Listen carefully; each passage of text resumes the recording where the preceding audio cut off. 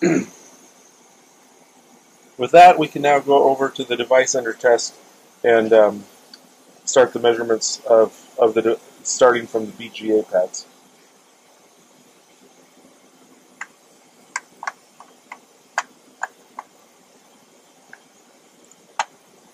I'm going to lift the probe. I'm actually going to lift it quite a ways so I don't break the probes as I move it over to the board under test. So I'm going to take it all the way up.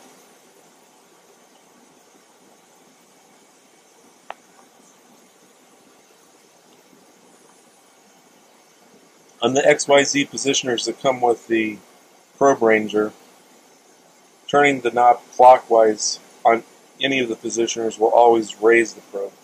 So if you don't see the probe and you need to lift it, moving the knob clockwise will lift the probe. So now we're going to drive the probe over to where we need to go.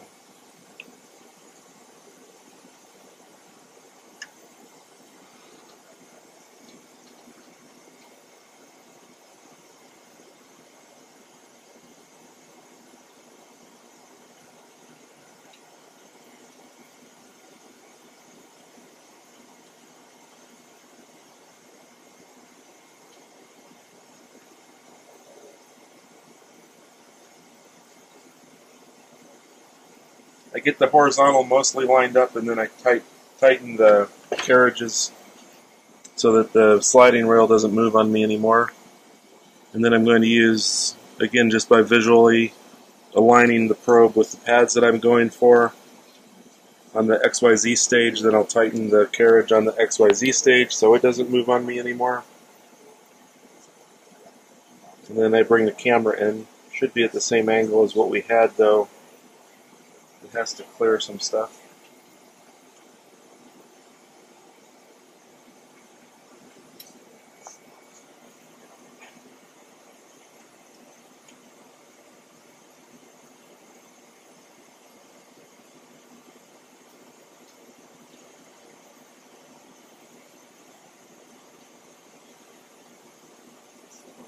So here's the probe coming into the picture as I lower it. My target are these pads in this corner of the device under test. What we're trying to do is we're actually going to characterize the line starting from these BGA pads. Focus the camera a little bit better.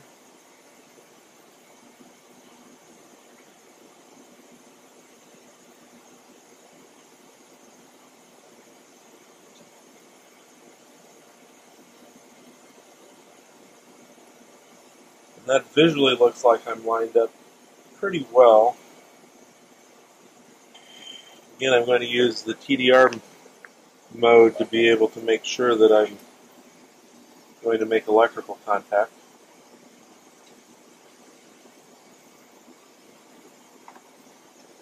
So on the SPARQ, I'll go back to live TDR. I'm using the exact same de-embed settings, so I'm not going to change those on this port 1 side.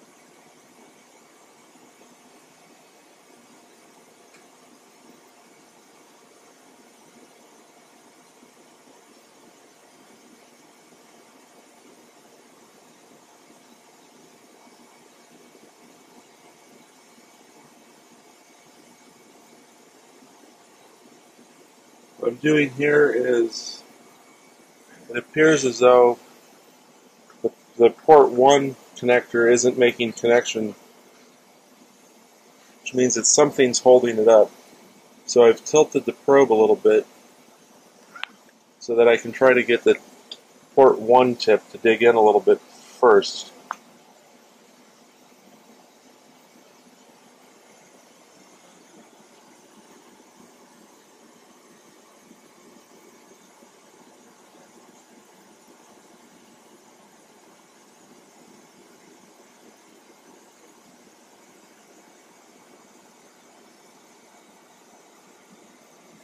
So this is actually doing the polarity adjustment, which seems to be different on this board than our short circuit pads.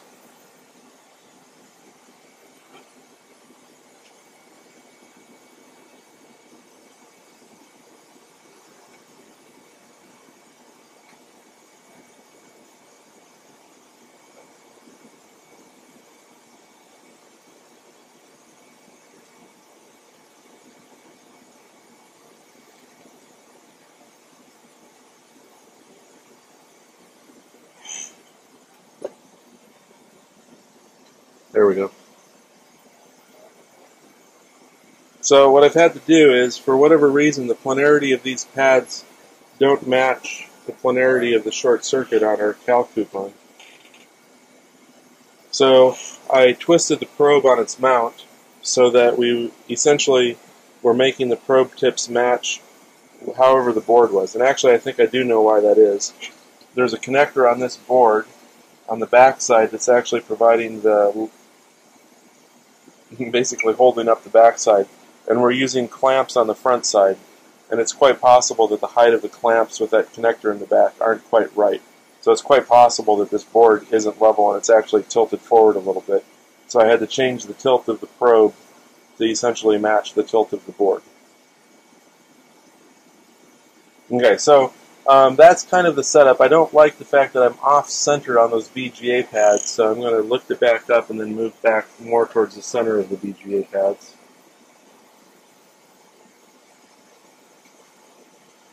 I think it just scoots off to the side is what the deal is. So it's a little bit off-center, but it's pretty much as good as we're going to get it. And again, so what do we see on the TDR trace?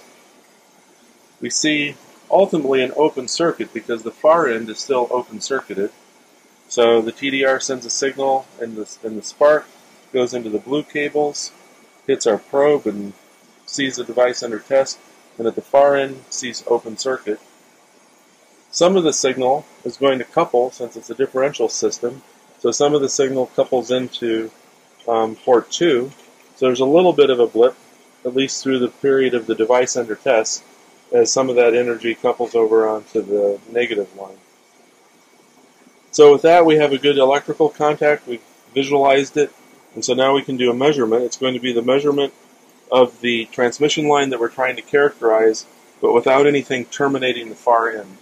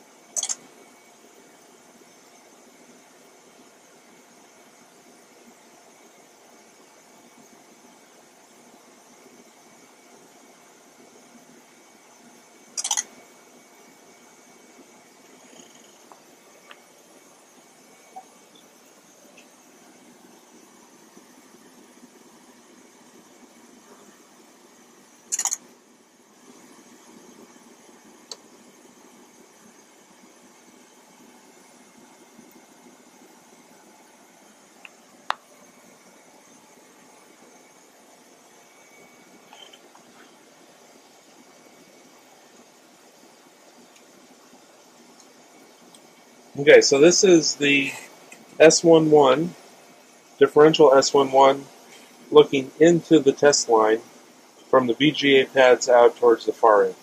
Since it's open circuit, we basically see S11 that's pretty close to 0 because of the open circuit nature of it. And if we looked at the impedance plot,